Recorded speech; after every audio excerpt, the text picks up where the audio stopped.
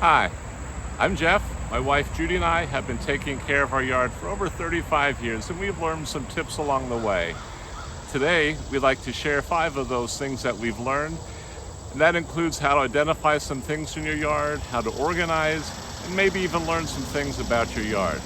So join us as we enjoy our yard.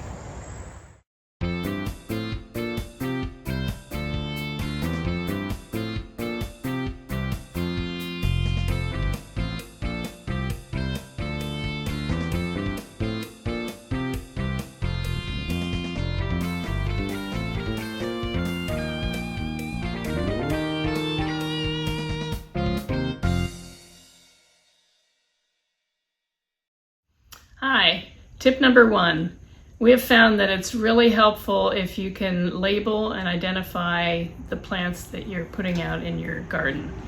Not only does it help you remember which specific plant might be a specific color, but if you have herbaceous perennials that die back to the ground every year, it's good to know where they are so that you don't try to plant something else there and in so doing destroy the plant that you planted last year.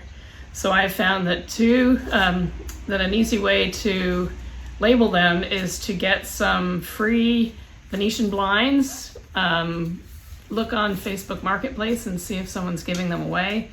I've never bought any of these for this particular use, but I found that you can use the vinyl ones that are bendy but don't make a snappy noise, or better yet is the aluminum ones, because they will not UV degrade like the vinyl ones, and it's easier to write on them. We've also tested out several different things to write on them with, and we've found that pencil tends to last through the winter into the next year. It won't fade like things like Sharpie marker will. So all you have to do is take a pair of scissors, and I usually cut about the length of from the end to this first hole. So just to cut them off, you can cut aluminum or plastic that way. And then to make it easier to put into the ground, I usually make a little point, a little beveled edge.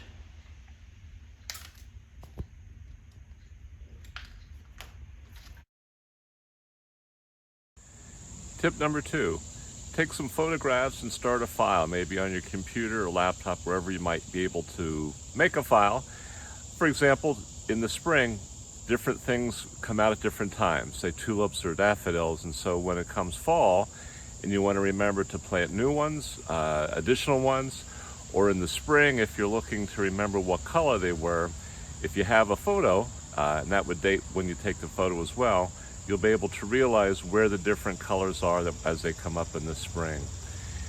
One thing, if you've ever noticed though, with tulips, they don't always come back every year, so even though you may identify where they're coming up, come spring they may not return. And what we found is, unless they say naturalized or perennialized, they often don't come up, and they act as an annual. So those pretty hybrids or some of the fancy tulips that you may purchase, don't be surprised if in the spring they don't return. The ones that do come back, however, are typically what they call the Darwin, the Emperor, or the Wildflower type. Those tend to come back each year, and they tend to be more of your basic colors, often the larger tulips, but they're the ones that you're more likely to see come up in the spring. So as you plan around them, you'll be able to find, you can count on them coming back each year.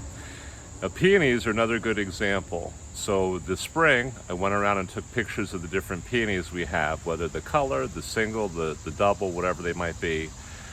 Come spring, our church has a plant sale, and so if I want to divide some and to be able to sell them or offer them for folks, it's nice to be able to say, this peony is going to be such and such a style. So in the fall, when you take a look at the peonies, it's like, well, I know where the peonies are, but I may not remember what color. So taking that picture in the spring, I can now use as a reference. And there's an example. Tip number 3 is to use a calendar. Designate a calendar so that as you make purchases, things like mulch, maybe when you bought it or the quantity or how much you paid for it, as well as when you maybe fertilized something or sowed some seeds, and that way you can look back or look forward to when you can expect different results. So things like sowing those seeds and they take 2 or 3 weeks to germinate, or when you fertilize and you need to wait 1 or 2 months to repeat it, it gives you a great reference. And in case you forget it, it becomes a good reminder for you. And then if you keep it for next year, you even have a better reminder as to maybe when that mulch went on sale or how much you had, and realize that I need to get more or get less depending on your needs for the new year. Tip number 4 is the use of a drone. Whether you have a drone or if you don't, then to use Google Earth. Take an aerial shot of your property, and now you can look at the size of the various beds you have. By doing that, when you want to plant bulbs, or if you have some shrubs or even trees you want to plant, you can realize where you have room to do it, or if you want to expand your beds.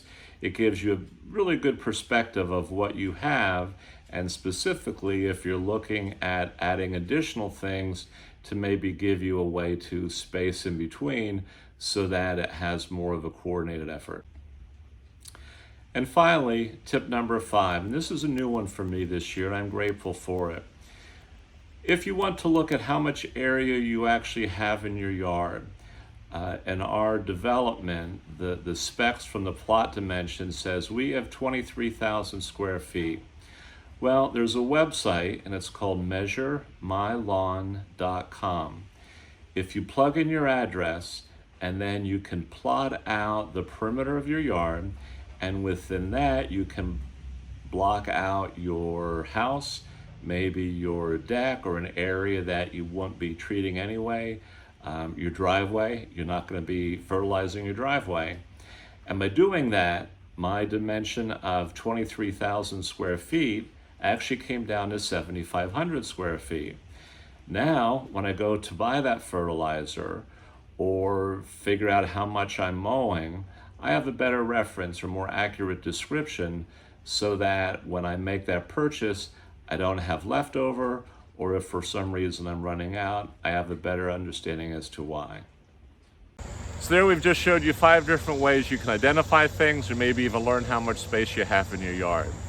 We'll put some pictures on Instagram, and in the comment section, let us know if you've tried these or maybe some other tips of your own. If you hit like or subscribe, you'll find out when our next video comes out. Thanks for watching.